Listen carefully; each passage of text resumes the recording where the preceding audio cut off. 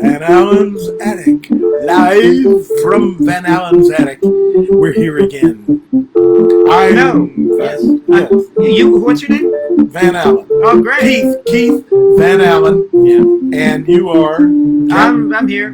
He's Kevin. I'm Kaye Lazar, of course. Or Kevin, Mr. Showbiz Kravitz, as I like to call it. Here, have a pickle. A flat pickle. Anyway, that was a wonderful theme. I spent no expense to make a title for the show on the door of my attic. Maybe you can see that. Okay.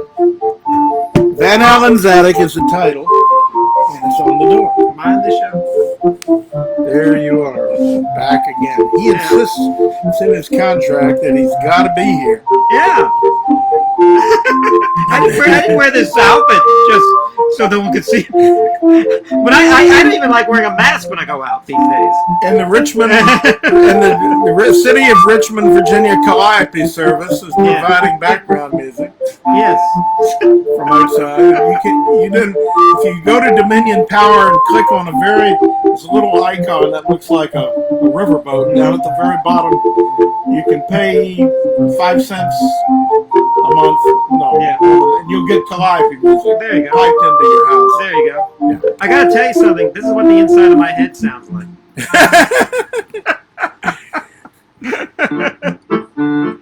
Anyway, that's actually me on the keyboard. It's playing some John Philip Sousa. Now, did you take piano lessons as a kid or something? Yes, I did. When I was about 13 or 14, for a while, I took them from my mother. She played bassoon. I took piano from her, and I didn't practice at all until she had to leave town. And then I practiced on my own. And I composed. I'm not a great pianist. I got a lot of talent, but I never developed it well. But I do compose, and I have a lot of fun with it. I like to write music, and it's a lot like animating cartoons, only with notes. You put them down, or you make up stuff, and then you can write it. I played in bands in high school. What'd you play? I started on Calliope. I started on. Were you there? Were you following the guys with the drums and everything? No, yeah. Well, I actually did that one time for a gig, but no, I played the clarinet first, and then I went to trumpet. Okay. I got an old cornet. Yeah. It's just like the kind Louis Armstrong used back in the 20s. It's an antique horn that I bought at Jacob's Music downtown. Do you remember Jacob's? I remember. And it's I love that horn. Yeah, he was nice. Okay, there goes the music. And we're on the air. Don't touch anything else. We're doing great. Anything on I think that was the problem. We touched too much. Yeah. In fact, they tell us not to touch anything now with all that's going on. We could make it bigger, the picture. I do want to make it bigger. Okay, I'll do that. I know how to do that. That I can do. There we go. Okay, that's good. You're looking good. We're in the attic. So Van Allen's Attic. I've been having trouble with my credit card and all kinds of technical crap, and the humidity, and everything was going wrong. What company?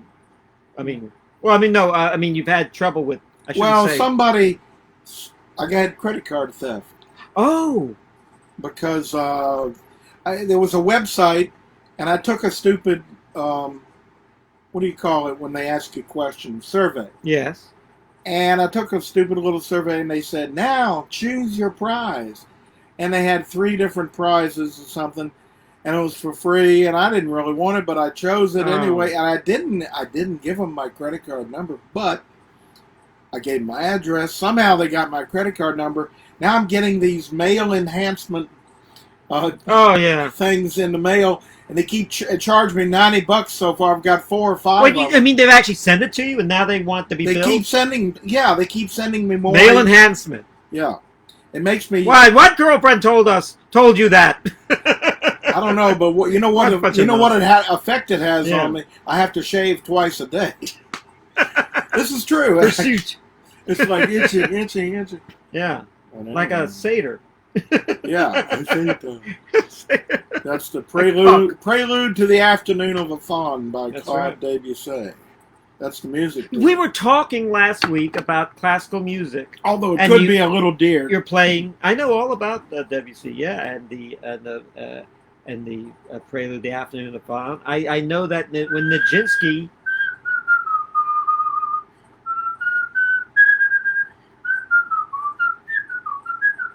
Yeah. When Nijinsky performed it, there was almost a riot. Not as much a riot that came later. He was the ballet star, the ballet star. Of the ballet. Yeah, he dressed up like he was half horse. Or half. Yeah, but it was very, and then his Diaghilev. I saw the movie. Said that is the weirdest thing ever. And then Nijinsky says, "You ain't seen nothing yet." Then the Rite of Spring came like about a year or two later, they tore apart. You mean the movie starring that English actor? It had Alan Bates, but he played. No, there's another one about Debussy starring. Who starred in The Shuttered Room? Oh, I don't. You know, he's a very intense English actor. Dirk Bogan? No, he's really he would get drunk and everything. Richard Harris? No, they're all drinkers.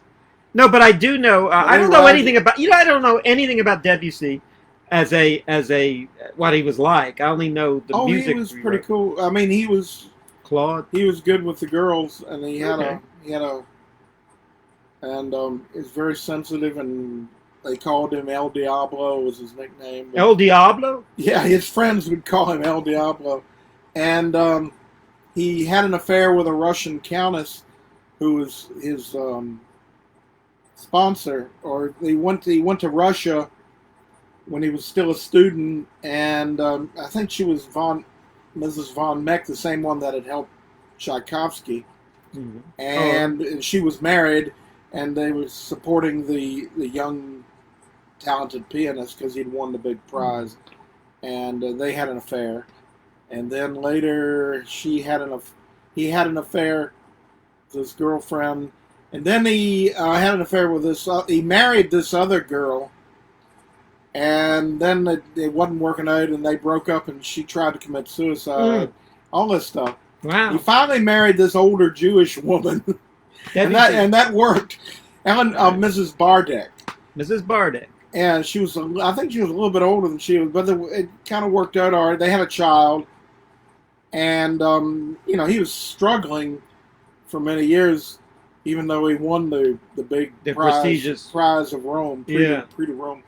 And but then he started getting famous and stuff, and and he was conducting around the world. And then World War I came, and he got cancer and died. And then his little girl, died shortly after that. Her nickname was Choo Choo. Choo Choo. And she was real cute. And there's a famous piece of music that he wrote for her called "A Child's Corner Suite." Oh, okay. And it's all about the toys coming alive. Or things like that. I know Ravel wrote Yeah. about Pavane for a Dead Infant. Very sad. Dead Princess or something. Yeah. Pavane. And then that's the French composers I know. And he wrote a lot of exciting stuff too. It's important that almost all those guys lived in Paris. They all eventually moved to Paris. That was the center. That was the center of it. That's where he had to go. You couldn't. It wasn't until the Nazis pretty much told the artists leave Paris. That came later. Yeah. Do you know? I was in Prague, and I went to Dvorak's house. Oh, you went to Prague? Yeah, I went to Dvorak's house. Oh, Prague is an amazing city. Yeah, I had a friend from Prague. Yeah. I always wanted to go. The architecture's incredible.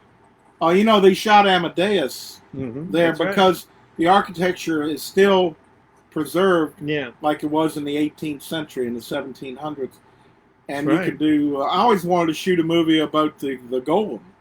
The Golem, yeah. The Golem takes place in Prague. The director of Amadeus, of Milos Forman, he was from Czechoslovakia, and he made Amadeus, a lot of it in Prague, and a lot of those places that Mozart performed are actually the same that in the movie is actually were the real places that Mozart performed. Maybe the opening he was the Magic Flute. The Czechs loved Mozart. They were raving about Mozart. In Vienna, his hometown, basically, he was popular, but he had a whole lot of politics to fight. No, yeah. And they usually do. And then the king would say, "It's too many notes, Mr. Mozart," or whatever.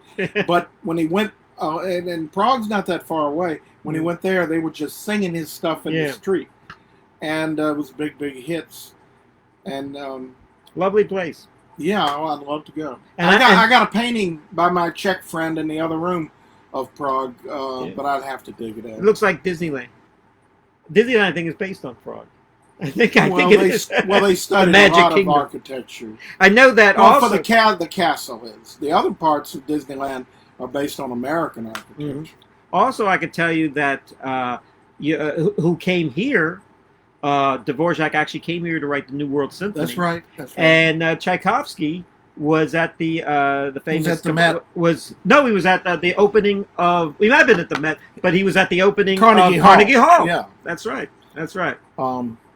Yeah, and the thing about Dvorak, a lot of these commentators, you're going to see that all day unless you make that. The commentators don't know what they're commentating on. They say, "Well, he did this the New World Symphony, but it's really Czech music." Yeah, but it's not. Yeah. It's totally American music. Yeah, and it's why it keeps moving over there? Huh? Am I on the show? I'm just trying to get a place where I can wipe my hand on the table. Okay, where are we? Oh. Yeah, that's a good picture. We got stuff. We're in the attic. Let people see the environment. I've seen enough. Okay. Why are we so far away? We're like the end of a hallway. Here we go. Yeah, well, I like to see the ambiance. I like perspective. All right. Well, we're gonna do a little trick here. Oh, good. Sooner or later, I don't know. Say whatever you will. I mean, if you got stuff on your mind, just. I have nothing on my mind. I have a clear mind. I have an empty head. We've been discussing that around the water cooler for a long time. In fact, we could get a gallon of water and pour it in there. Oh, the water head. Yeah, water on the brain. I've been wanting to share. I've got so many artifacts up here. I'll show that. In the old treasure house. I mean, the attic. I feel like Captain Kangaroo. This is... That is a turkey? No, it's a conch shell. Conch shell. Last week on my Facebook, I played South Pacific.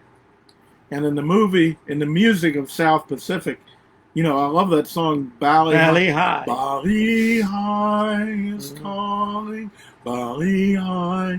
Well, guess what? The only 3 notes you can play on a conch shell are... He's going to play them for you.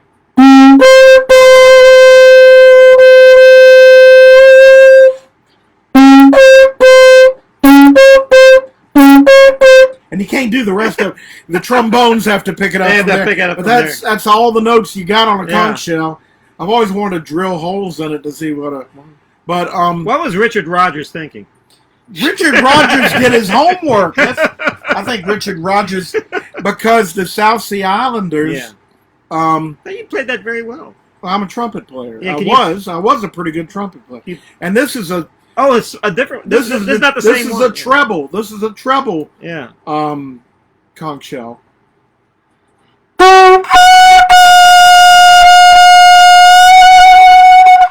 Put a little vibrato. Yeah, I know. But maybe someday we'll make a conch shell orchestra. Yeah. And you should get out like a derby and like the trumpets do. Yeah. Yeah. I wanted to, when I was playing in the Richmond Pops band years ago, I wanted to talk. You were in the band? Wow. Yeah. I didn't know that. Yeah. Did you play the conch shell? No, I played the trumpet. I wanted to talk the leader, the conductor, Frank Rowley, into letting me, when we did Bali High, which we did play the piece, Bali High, I wanted to put up a volcano and all this stuff, and I'd dress up like a South Sea Islander and put on a pictorial and play. That's pretty good. Hey, That's a megaphone. He turned it into a kazoo just a moment. Yeah, you could. He turned a very expensive instrument into a kazoo. You can hold a pretty good auction with us. Sold America. So we got things. There was a girl in Arkansas that wouldn't listen to her pa when he did that auctioneer. I know that. I don't know that. Keep going. Keep going. Right, that's all I know. Here, have a pickle. I can't. You have to know the words to sing that. Leroy Van Dyke had a hit with that. Yes. And we have. Oh wow. We have the my raccoon, pet raccoon. Yeah. Is that Rocky the raccoon? Hmm? What? Don't tell me his name is Rocky. Once there was a time to get a Rocky raccoon. Yes. I can't do this on this camera. I can't tell which way this camera's ever going to go. Wait a minute. I can do it in real life. You're doing it fine. I got a little rabbit that goes with him. I got a bunch of these things, and does his mouth move? My cat plays with it pretty good. Your cat, yeah. But the cat won't show up. Looks like a giant. It looks like a cat, kind of. In its own These way. girls at the VPA show gave this thing to me. They said, "You need this." Yeah. And I've been doing it ever since. And the dog next door gets really excited. I want that. I want that. Oh yeah. Hand me that. Well, what? What do you messed up? What I was going to do? What do you Hand want? me that blue thing. The blue thing. All right. Yeah. But I have something funny to do first. All right. With this thing right. before you show that. Well, Mr. Raccoon, how are you today? I'm doing fine. How are you today? It's great to be here. It's great to be here. On the key. On down. Well, no. Cut that out. That's not very nice when you're here with our.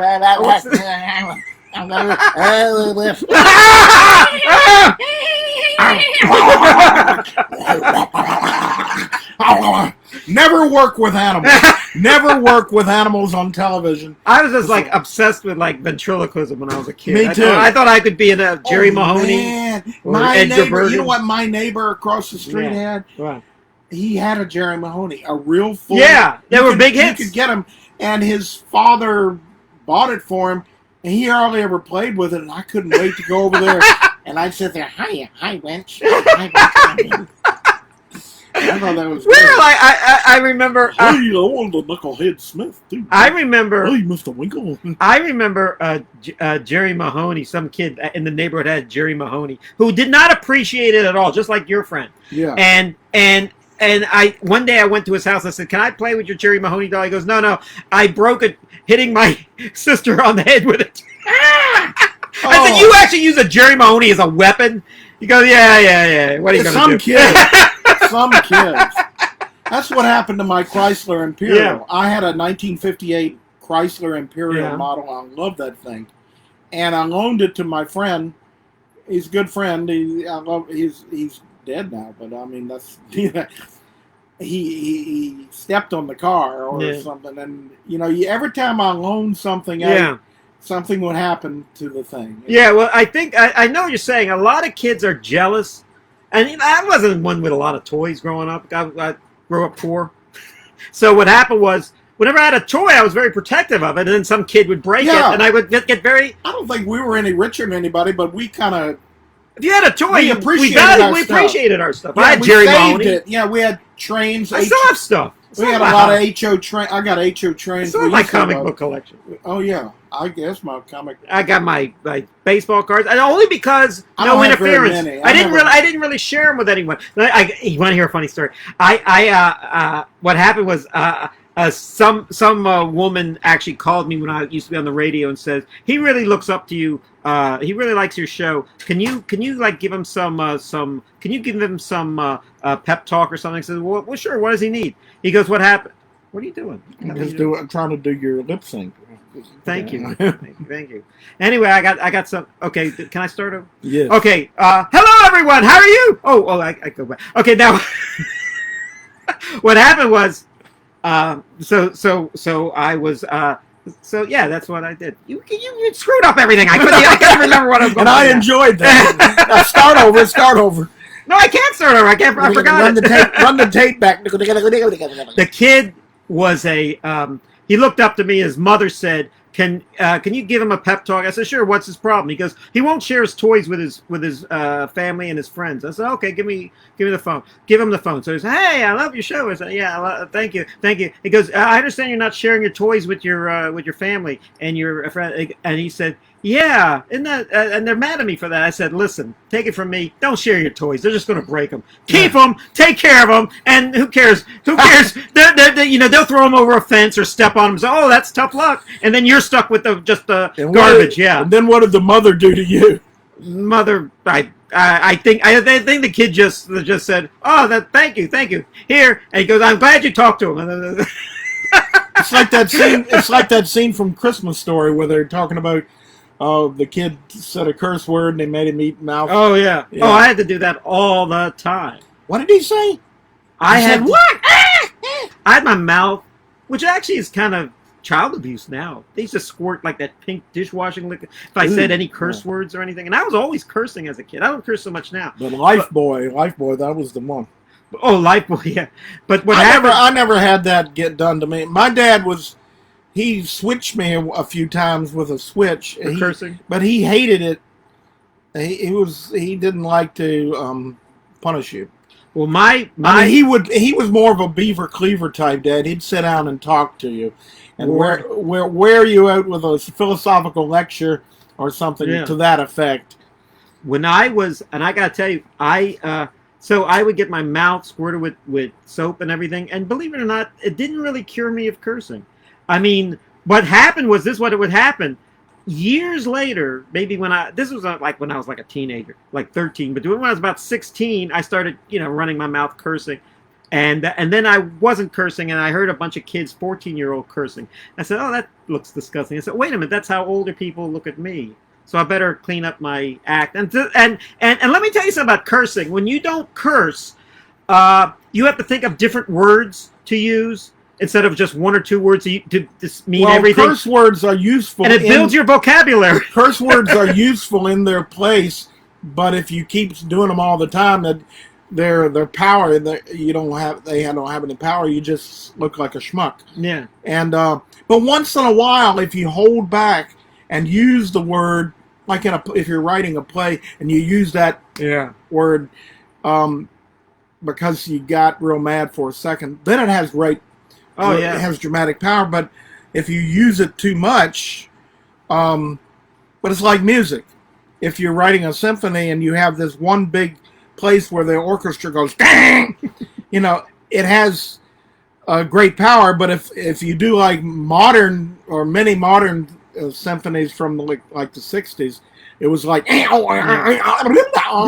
the time. You go, that modern music. Yeah, but I mean, dissonance has its place, is what I'm saying, and so do curse words. So what happened was, I certainly try not to curse at work, but then once somebody said, "Did you have a rough time at the copier today?" I said, "Yeah, I was filling the copier, and then it broke open, and then there was pink toner everywhere." Well, that's a big GD moment. Yeah. Well, what happened? No. What happened was said we were in the next room and we heard you curse. And what was weird about that was the first time we ever heard you curse. Well, and that actually. So, oh man, there must have been something really awful. Yeah. Well, I don't think I'm very religious. Some situations call for cursing, but I hardly ever hear you curse. Now, you know who taught me to curse? Who? My ex-wife. No. She was on your last nerve. I kid you not, because my dad, if you cursed around my dad, he would wince, and you'd make you feel so guilty. Because my dad was a wild, crazy, goofy, creative guy, and you hardly ever heard him say anything like that. Mm-hmm. And he was also in the church. He was a lay reader, and took his religion very seriously. But he was also... My dad was a lay reader, and my mom, they helped found our church. But they weren't, like Puritans or anything. Yeah. We were a very lively family laughing all the time. We were Episcopalians. They're the best. They were Whiskeypalians. They're the best. But we didn't, we didn't drink much, but a lot of them did. They don't, they never judge we didn't drink because my grandfather, D. Wally Anderson, had already done all the drinking. The architect, He'd already done enough drinking. Let me tell you about drinking. It doesn't matter what religion you are. I mean, religions help in a sense that they tell you it's wrong. But there is probably one person in every family, no matter what religion they are, that just can't, like, for example, Ted Kennedy was the only drinker, they said, in that family, even though they made their money on rum running. Well, he was the only one, and he said he had 3 older brothers that died prematurely. That's why it's a chemical thing. Yeah. Dick Van Dyke points that out. But one of the famous people that's accused of being a rampant drunkard and ne'er-do-well and all kinds of crazy stuff was Edgar Allan Poe, but he really wasn't. He was accused of that by his what do you call a literary executor, the guy that he appointed Griswold, who was another writer and a friend of his. He was really out to get Poe in many ways, but Poe didn't know it. But after he died, he wrote all these scathing things about him. Oh, after Poe died, it all came out. And that was Griswold's fault. But ironically enough, that helped propel his fame over the years. And that creepiness. But it also Poe could only take one drink, and he would be out, or he'd go drunk. And I think he was cheap date. I think he was diabetic. I think he sounds like he was diabetic. Very athletic. He could swim 2 miles. That's right. Up the river. The James River. Yeah, he did it on a dare. He swam against the current 2 miles up the Hard James. to do. Yeah. He only lived to be 40 years old, Poe, and I'll tell you something else. He was mugged in Baltimore. Yes, well, by politicians or by these thugs, the political thugs. He was actually in pretty good spirits in Richmond, made his way to Baltimore, and by the time he got to Baltimore, that's where he died. Within a day or something. He had just proposed to his child, his teenage sweetheart. His wife had died, but he was going to marry Ms. Shelton or what was it, Royster? Elmira Shelton of Richmond. And he was pretty happy, but he went to Baltimore, and there was a thing called cooping up there, and cooping was these thugs. You think politics can be bad nowadays? Boy, there were riots in the streets, and they would grab a guy, get him drunk, change his clothes, take him down to the polling place and make him vote, take him out and change his clothes again, bring him in there and vote again, and all this stuff. And then they get it. Sturgis movie. Yeah. Maybe. The Great McGinty. Yeah, that's a good. I love Preston. But anyway, then they found him in the gutter, and he had taken all that alcohol. It probably killed him because of his probable, in my opinion, diabetes. Yeah. They didn't know about those things in those days. Oh, it's rough time. They didn't know anything about Asperger's syndrome, dyslexia, or even what's it? Now they're trying to. We have the seizures that they epilepsy. They thought you were just a crazy person when you had that. Well, they call it. Well, I don't know. Dostoevsky had. No, Caesar. Julius Caesar had it. Yeah, I'm sure a lot of people. They called it the falling sickness. The falling sickness. That's in at least Shakespeare called it that. Yeah, and Caesar doth hath the falling sickness. Yeah. We must beware of et tu, Brute, et tu. No, I only wanted one burger. You can keep the other one. I only want one. I ate enough this afternoon. I'm full. Friends, Romans, countrymen. See, if our president made speeches, just began every speech with that, we would think he was the most aristocratic, mellifluous and if he went on, speaker. If he went on and, like so many presidents, just kind of droned on with a lot of economic facts and what our administration is going to do and this plan and this study, everybody would go to sleep. He'd be much more effective president. Sometimes the I don't know about presidents so much, but I know governors. Sometimes they say the best governors are the ones that you don't hear, so that aren't getting arrested and getting drunk. Like the ones in New Orleans don't get anything done, but you always hear about them in the news. But the ones like Virginia had a string of kind of dull guys, and you find out that they were very effective. But then you had the one that was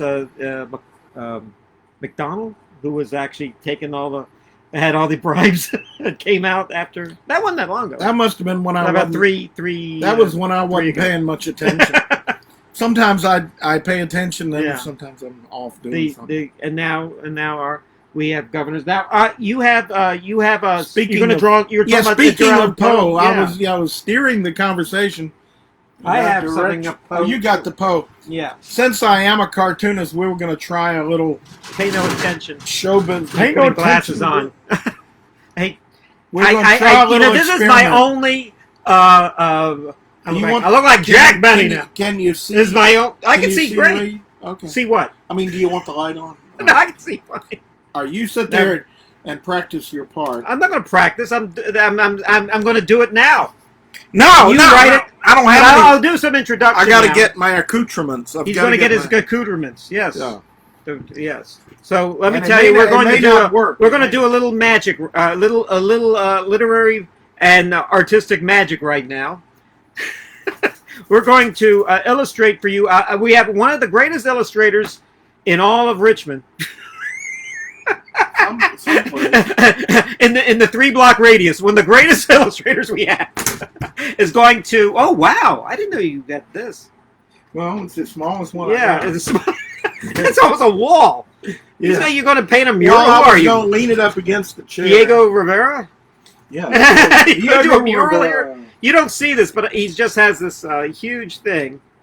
This huge mural. Here it comes. Now I missed it. Now we'll see what happens. I'll right. do it right next to you. Okay, you can do it right next to me. And then we'll have to make a little room here. Yes.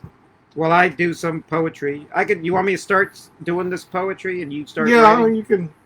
Okay. Read El Dorado to warm up. No, I'm not going to warm up. I'm going to go right into the main event. But I'm not ready yet. Yeah, we only had the whole day to do this. So he's going to have a pickle. What is this? What the hell is this? It's a pickle. It's a pickle. It's a pickle birthday card. You know, a real pickle. What does it say inside? It says, bet you didn't expect a paper pickle for your birthday. Well, isn't that... What else are you going to say? Isn't that adorable? It's adorable. So adorable. So nice people actually send cards anyway. People at Hallmark Cards. At Hallmark. Did you know that Hallmark Cards created the Care Bears? Yes. Of which I worked on the TV show. Really? You know what else? I don't want to bore you with drawing Care Bears, though. You know what? I was the very first Care Bear animator ever to make him move. Very good. Biggie deal. I tell you one thing about can't see. I can't see. Well, actually, I think it's fine. All right. Where does it show up? But I will. Let me read. Okay. Wait a minute. You want me to put on a funny voice? Wait a minute. I don't know if the pen is going to work. Oh. This pen. How do you open the pen? Oh, there. It's not a very. It's a new thing out. It's like the Sailor Bob show. Yeah. He would do his hand. All right. Wait a minute. Okay. Is it actually? Is this indelible? Okay. I'll start. The thing is moving. You're doing great. Actually, black would be better. No one can see red. You can't see it? No. This thing is moving too much. Of course. I don't know. All right, give me a black. That's yellow. Well, I was using the darkest one. Purple is the darkest one. Purple's the prettiest color, too. Yeah, I like purple. I thought I had purple. Here's purple. Purple. Okay. We broke out a whole new pair of pastels for you. All right. This is going to be... Now, I don't know if you ever heard of this poem. It's called The Raven. I don't know. All right. Once upon... Wait a minute. The thing broke off. Well, you don't have to put it on the back just for this. Okay. Once upon a midnight dreary, while I pondered weak and weary over many a quaint and curious volume. Wait a minute, you're going too fast. Dan. Oh, I was worried about doing it too fast. Okay. That was just okay. I'll start over. I'm only in one sentence into it. The Raven by Edgar Allen Poe.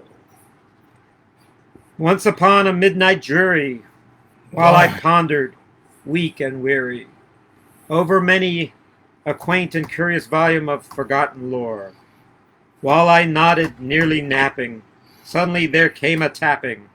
Wait a minute, gotta make him nap here. As of someone gently rapping at my chamber door. Tuck, tuck, tuck, tuck, tuck, tuck, tuck, "'Tis tuck, tuck, some tuck, visitor," I muttered, tapping at my chamber door. Only this and nothing more. Pay no attention. You just do the art. Now I'm trying to see if it's on the camera. It's not on the camera. The camera is... No, it's in the picture. I want to see. The camera's right there. No. See where I put my finger? That's where the camera... No, I'm talking about on camera. On camera. Okay. Yes, all right. Oh, all right. Ah, distinctly! I remember it was in the bleak December, and each separate dying ember brought Ember, I gotta draw some fire. its ghost upon the floor. Wrought its ghost. Eagerly I wished the morrow, vainly I had sought to borrow from my books surcease of sorrow, sour for The lost Lenore. Lenore, that's the fireplace. And Lenore... For the rare and radiant maiden, who the angels name Lenore, nameless here forevermore. And the silken, sad, uncertain rustling of each purple curtain thrilled me, filled me with fantastic terrors never felt before. So that is now to still the beating of my heart. I stood repeating, "'Tis some visitor entreating entrance at my chamber door. Some late visitor entreating entrance at my chamber door. This is it, and nothing more." There's the door, there's the door, there's the door. Presently, my soul grew stronger, hesitating then no longer. "Sir," said I, "or madam, truly your forgiveness I implore. But the fact that I was napping, or so gently you came rapping, and so faintly you came tapping at my chamber's door, that I scarce was sure I heard you. Here I opened wide the door, darkness there, and nothing more." And he reached for the door, and then the door was opened. This doesn't work too well. Deep into that darkness peering, long I stood there wondering, fearing. It's dark, okay. Doubting, daring, dreaming dreams no mortals ever dared to dream before.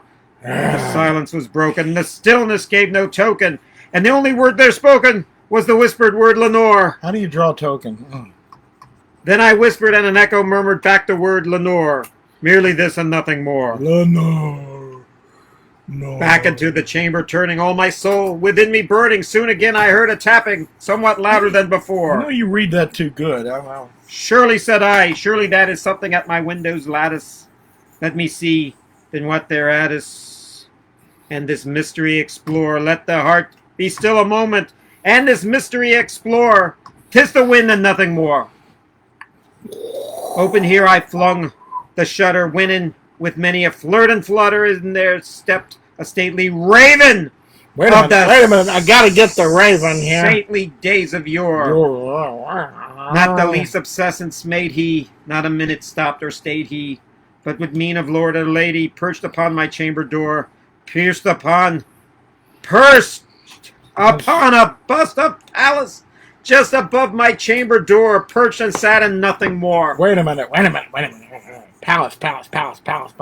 We've got to go to the palace and get to palace. Palace is a Greek general or god or something. Then this ebony bird beguiling my sad fancy into smiling by the grave and stern decorum of the countenance at war. "Though thy crest be shorn and shaven, thou," I said, "art sure no craven. Ghastly grim and ancient raven wandering from the nightly shore. Tell me what thy lordly name is on the night Plutonian shore." Quoth the raven, "Nevermore." Much I marveled this ungainly fowl to hear discourse so plainly, though its answer little meaning, little relevancy bore. For we cannot help agreeing that no living human being ever yet was blessed with seeing bird upon his chamber door, bird and beast upon the sculptured bust above his chamber door, with such name as Nevermore.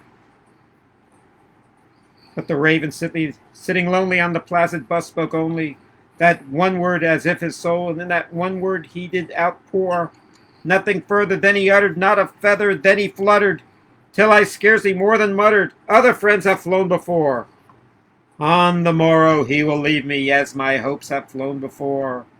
Then the bird said, nevermore. Nevermore. Startled at the stillness broken by reply so aptly spoken, doubtless, said I, what it utters is his only stock and store, caught from some unhappy master, whom unmerciful disaster followed fast and followed faster, till his songs one burden bore, till the dirges of his hope that melancholy burden bore, of never, nevermore.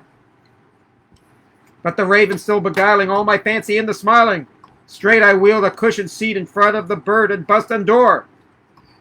Then upon the velvet sinking, I betook myself of its linking, fancy into fancy, thinking what this ominous bird of yore, what this grim and gamely, ghastly, gaunt and ominous bird of yore, meant in croaking, nevermore.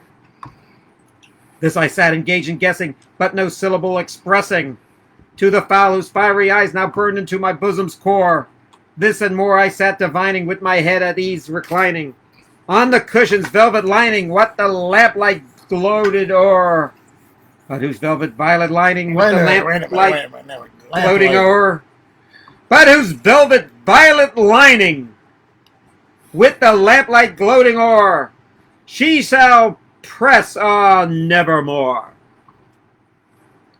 Then methought the air grew denser, perfumed from an unseen censer, swung by seraphim whose footfalls tinkled on the tufted floor. Wretch, I cried, thy Goth hath lent thee, by these angels he hath sent thee. Respite, respite, and repent from thy memories of Lenore. Quaff, O quaff this kind, repent, and forget this lost Lenore.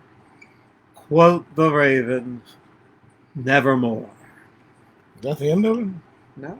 There's more of it. Prophet, said I, thing of evil, prophet still of bird or devil, whether tempter sent or whether tempest tossed they here ashore. Desolate yet all undaunted, on this desert land enchanted, on this home by horror haunted, tell me truly, I implore. Is there balm in Gilead. Gilead. Tell me, I implore.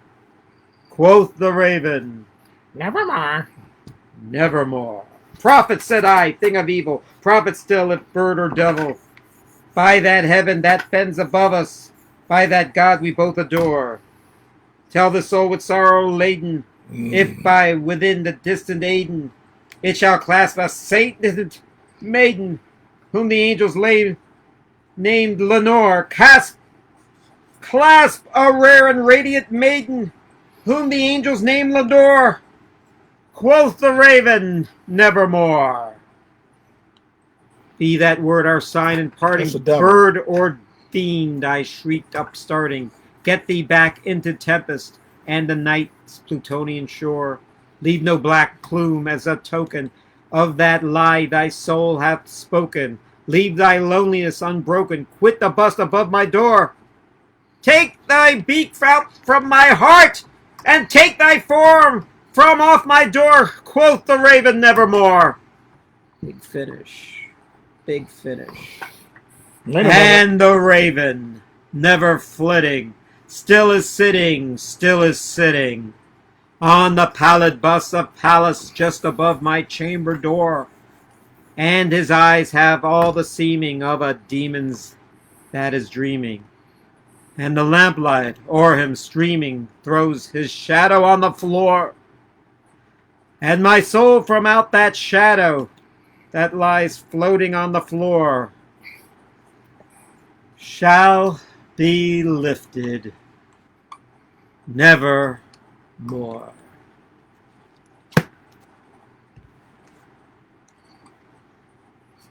You ever tried to draw Edgar Allan Poe 15 times in 1 minute?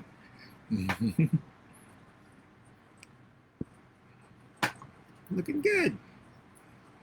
Well, it wasn't the way I had hoped to do it. This thing is like drawing on a train in an earthquake. You're like Harold in the Purple Crayon here. It's pretty. Harold and the Purple. You don't remember that? Oh well. That's good. We get this is a real showcase. You made your own cartoon. Yeah, he looks like. Well, when I was a kid, no, he looks like Edgar Allen Poe. What got me into animation was when I was a kid watching them on TV. Yeah, I would have my sketchbook on the floor in front of the TV, yeah. and I'd be trying to draw Sylvester the cat and all that stuff in real time. I wanted Yeah. to draw as fast as the cartoon was happening. You know? Yeah, and that's what ruined my entire life. Drawing is the greatest thing in the world. Well, there's Edgar in his It's very good. desultory mood. Yes. Yes. Very good. And the lamplight gloated or. Yeah. I don't know what the lamps look like. Very good. Okay. Looking good. Okay. You see what you Very learn impressionistic. Here? And here's the man himself. Here's the artist. And now next week we will be next week we will show you how to enter art school by copying this picture of a deer. We'll do something else. One of these days I'll show you some good stuff, but this was fun. That was good. You did great. You did a wonderful. I mean, I couldn't do that. Just draw as things went. Yeah. So there you go. Well, if this thing would hold still, or you're the one holding it. It should hold still. If we did it, over at my desk over there, it would have worked differently. Yeah, would have. But this is very impressive. Would have worked at your desk. Yeah. All right. While he's cleaning up, I will desulterate. I will teach you. I will teach you how to. Oh, I hope you like my. This coat. Oh, everyone thinks that I'm wearing my pajamas, but this is actually a real shirt. No, he actually is wearing his pajamas. Every time I can swear to that. Yeah, it's all right. It's all right. We have smell-o-vision here. I can tell it says pajama. No. I'm just joking. When did the show get out of hand? Very good, very good. So next week he's going to try to illustrate Dante's Inferno. He's going to.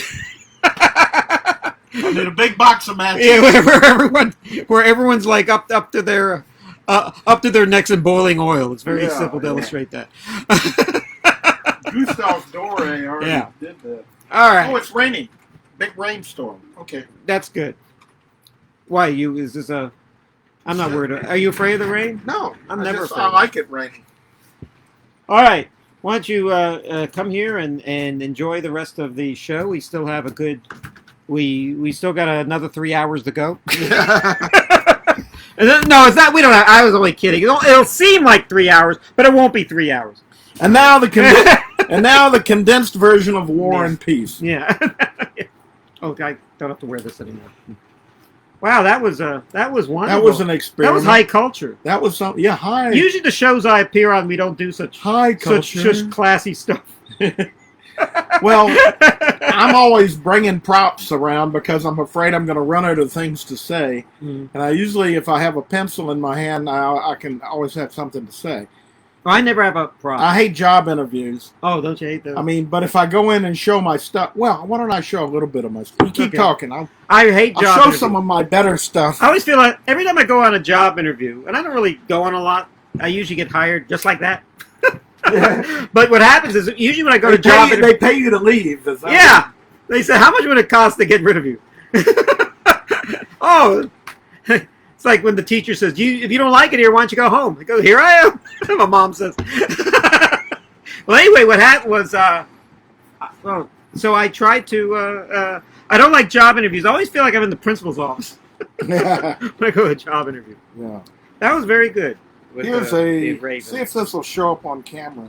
We'll just hold it up.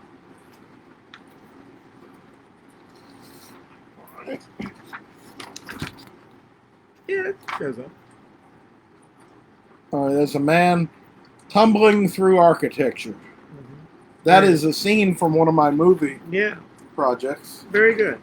I can't wait to see kind of a storyboard production design.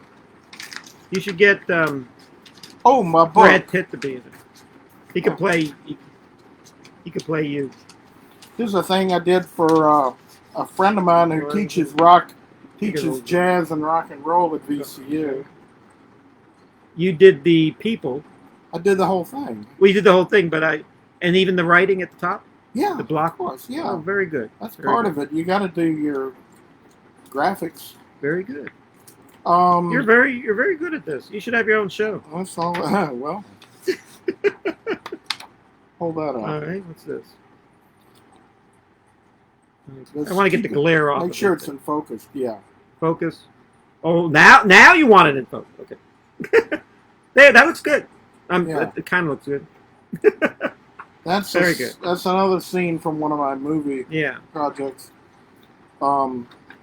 Pictures. The Mind of Keith. Yeah, pictures at an exhibition. It's based on pictures on the by Mazorsky. Yeah, I illustrated the whole thing, and I've written a screenplay where it comes alive, but it's also coming out of the mind of a very strange art teacher at a college, kind of like VCU. And he has many strange fantasies, and he has problems with his boss, the dean, and typical type thing, and his students. And I wrote a part for you in there too. Oh, good! I can't wait. And this is I'll do it right now. Yeah. And just edit me after the marketplace. If me, I'll do that. You know the marketplace in Pictures at an Exhibition. Oh, okay. There you go. Yeah, wonderful picture. And they're moving, and everything goes very good, crazy in the marketplace. Very good. And this is Chester Cheeto. Chester the Cheeto turning into. Oh no, he's turning into Arnold Schwarzenegger. This is from the ads with that cat on it. Yeah, and it was called Chester Raider, and he turned into. It was based on the Terminator movies. You created this, fellow. And I directed, animated, and co-produced it. Who did the sound? Thanks for calling me to do the sound. To do the voices. The sound was done. The sound was done in Mexico because I did them primarily for the South American markets. Then I think they dubbed them again and used them in America. But you mean the cotton floss? Someone that's from Mexico. I was telling you last time. That's how I learned some Spanish. Like Manetica soy alivianado pero pochetos. Well, I had to analyze the soundtrack to animate to him. There you go. And this is an animation drawing. You can see those are Acme pegs. You hear about the Acme company. That's the Acme. Those are Acme pegs. Wait, I got it wrong. Oh. Acme? You mean Acme's a real company? Yeah. You know, let me tell you something. Let me tell you about the Acme company. There's a lot of Acme companies. No, but they make these good. Acme means pinnacle, and you know, there's always a lot of little companies called Pinnacle, or Tip Top, and Acme's another one, and it starts with an A. They figure you'll find it in the phone book. Let me tell you about Acme, the Acme company. They make very nice pegs here and everything, but never buy a rocket launcher or a catapult from them. Yeah, or one of those steel ball whirligigs that goes around and around. Yeah. This is actually a Poe film that I was working on. Oh, a Poe. That's a film that I was producing with the money that I made from Chester Cheetos. For some reason, there's that's good. I got a little bit. It looks pretty good that way. Yeah. I hope to finish. See, I'm trying to keep the glare off of these things. That's a shiny.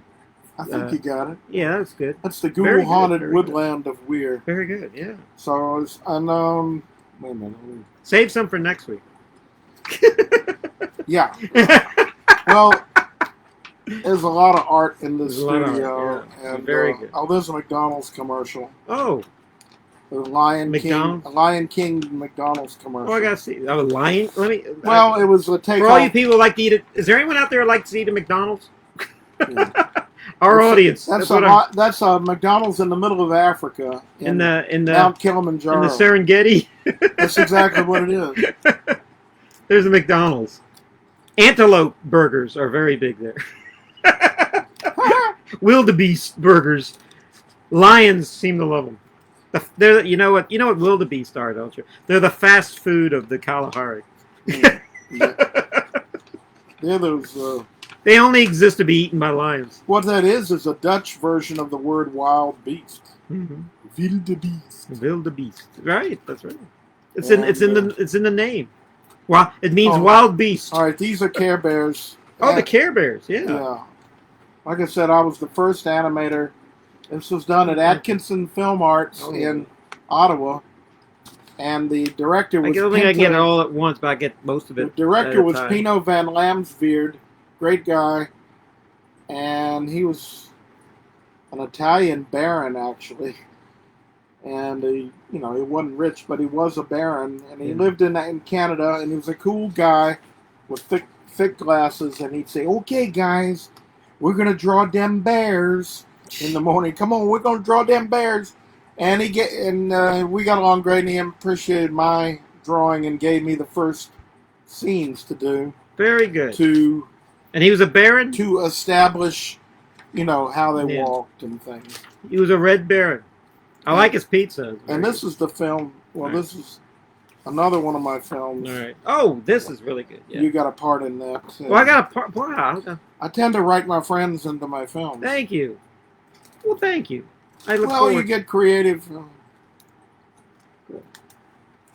And there you go. Very nice. That's just on the picture. Then this is the cover of your script. Yeah. That's right. Yeah. And this is a realistic drawing from the Poe project. Is it upside? No, that. Oh, I see. Yeah. It has a lot of roots, and it looks like I thought it was like it was a tree with the branches, but it's actually the branches. It's kind of neat how you did that. The branches are the roots, and this is a scene from my children's book, which children.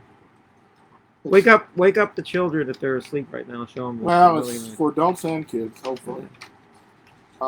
We do a show for the whole family here. My dad and I were great aficionados of children's books. Yeah. I grew up in that kind of atmosphere of reciting poems and... I like the 7 Chinese brothers. Yeah. Isn't that cool? Well, I remember the joke in Seinfeld about it. Oh, what was the joke? The bookman was talking about you're drawing pee-pees and wee-wees and the 7 Chinese brothers warping that kid's mind. Well, maybe that turns you on. Hey, Seinfeld, do you remember that? Yeah. I remember. But I never read the Chinese brothers. I remember the 7 Chinese brothers. It had a very lackadaisical view of executions. Because they seemed to want to execute the one guy 7 times, and he seemed to survive all these methods. It was just one brother, different brother, going back to replace the others. It was a weird I've got a story. great Chinese book that I found that I bought. It's downstairs. It's called "Everybody Knows What a Dragon Looks Like" or something. That's a beautiful book. It's funny how dragons are both in the English folklore and Chinese folklore. Well, the funny thing about dragons is, they're used to and they never existed. Yes, they did. Oh, they're called dinosaurs. And not only that, there's some still left, and there's the Komodo Dragon. They call it, yeah. Who only exists on this tiny little island down in the near Borneo in the Indonesia. But he had to. A big thing like that must have existed all over a large part of the continent back in the ancient days. Yeah. And then finally they drove it away, and it ended up on that little island. But the funny thing is, there are legends of dragons in so many cultures all over the place. Yeah. And they might have been partially, like in Europe, from finding old bones of dinosaurs. But in China, they probably had Komodo dragons roaming all over the place back in the ancient days. Yeah. And not only that, the Komodo dragon, in a way, breathes fire. Mm-hmm. It has saliva that comes out of that tongue. And that saliva will kill you. It's like a cobra's bite. Yeah. It's very strong. Your flesh will melt. So he breathes fire. That's why you should always brush your teeth, or you get that saliva that'll kill people when you kiss them. Behind every legend, there is some kind of a fact. And I don't know if dragons ever flew. Print the legend. Yes. I don't think they would fly. They're not very aerodynamic. But, the Komodo dragon is a fascinating thing. Yeah. I always wanted to see one. At the zoo. But then they'll run up. Yeah, but I like watching Who was the Australian guy? You know. Oh, the crocodile hunter.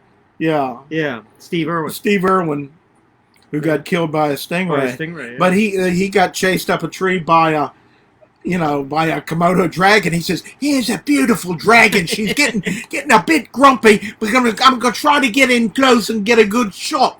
And he just keeps on going. Oh no, here she comes. She's going. And he's talking the whole time, and he's climbing the tree. Oh, she bit of my shoe. Isn't that amazing? These guys, and Marlon Perkins was the same way. He'd be wrestling an anaconda. These big fellas can be pretty tough sometimes. Yeah. But he was always back in the studio. But he said he got up in the tree and he went, "Danger, danger, danger." Yes. Well, you have one last thing to show. I don't know. Just talk. Because we are almost at the end. Well, we have about a minute or two. Oh, yes. Where'd my books go? Oh, I see your books. I see a lot of National Geographics there. Well, I got 2 books. I only want to see the pictures of the native women that are naked. The creatures in the water, and Ezekiel saw a wheel. Those books, which is a sign. I had them here, and you moved them. I don't know. We had to do Poe. Hurry up! We got. Where did we go? Where did it go? I don't. You put them somewhere. I didn't take them. I don't know. He has these books that he wrote, and he'll show them to you in a moment. You could buy these. Just leave a message on in the comments, and that you would like to buy them. They're on Amazon. They're on Amazon, but don't buy them from. No, they're right there. They were over my head. Don't buy them from the. I'll have you show them. Don't buy them from the Evil Empire. Evil Empire. Buy them right from the artist's mouth. I don't. Well, yeah, I'll sign it for you. You'll but sign the it Evil for Empire of Amazon does make it possible for a lot of people to get published. Mm-hmm. And it's hard getting published Okay. in the traditional way. Yeah. But anyway, there is the cover of Ezekiel Saw a Wheel. Can't tell a book from its cover. And read the book. And Kevin's in that too. I'm in that. All my friends pop up in my book. Yeah. But it's about a kind of a distracted cartoonist type who gets tired of being on his drawing board and goes off and takes a trip just to clear his brain. Okay. And he has these visions from when he was a kid about aliens and his family, like maybe they were abducted, and he has this vision that he can't get out of his head, and so he painted it. There's this painting. I think I could get the glare away. Yeah, there it is. That's a good. And then he goes off kind of on this trip, and then strange things start to happen, and it's a wild chase, very suspenseful, crazy, and he runs into some friends, and they see an alien, but he disappears, and then there's these other characters that they don't quite know what they are. And that's only on the second page. That's right. And this is the children's book, which I showed you a piece of, called Creatures. Talk about it there. Creatures in the Water. I'll talk about those more another time. On another day. You can get them on Amazon and on my Facebook page. There you go. And coming up, is it time to go? I think it's almost time to go. Coming up. Can we do it again? Hey, can we do it next week? Yeah. Let's do it again next week. As long as we don't melt away in the weather. I have no problem. I'm wearing a wool coat. I haven't crocked the first bit of perspiration. You must have an air conditioning. There's an air conditioning unit in there. The first man ever do that. I let do that. And then we'll bring Sherlock Holmes onto the show here. That's what we should do. Yes. Next week we're going to do Sherlock Holmes, and you could. I'll play Watson. Watson? What? The game is afoot, Watson. I always love that. The game is afoot. You take your shoe off and you put it on a board. And the game is afoot. Quick, Watson, the needle. Monopoly had a foot that you used to go around the board. I remember that. Yeah, the game was afoot. I never liked Monopoly because it just took too long, and then people were just mean, you could get venal and mean. By the end of it, it's just like capitalism. In fact, it used to be usually at the end of every Monopoly usually ended in an argument and people scream. And what I thought a game was supposed to be fun. Anyway, my friend, It's so great to see him. Yeah, watch. Gonna show a movie tomorrow night on Facebook for Friday night. Yeah. Midnight in the Garden of Good and Evil, a great deep Southern drama and crazy kind of movie with voodoo and everything. Directed by Clint Eastwood and starring Kevin Spacey and John Cusack. Very good movie. And a lot of people from Savannah, Georgia are in it. Yeah, right? I mean, the real people are actually. Yeah, well, they shot it. They shot it there. Yeah. Yeah. All right. It's good to see you all. Welcome to another edition of Van Allen's Attic. We're going to keep doing this so we get it right. Bye bye. Bye bye. We're not in our right mind. Bye bye. Hit the button. Okay.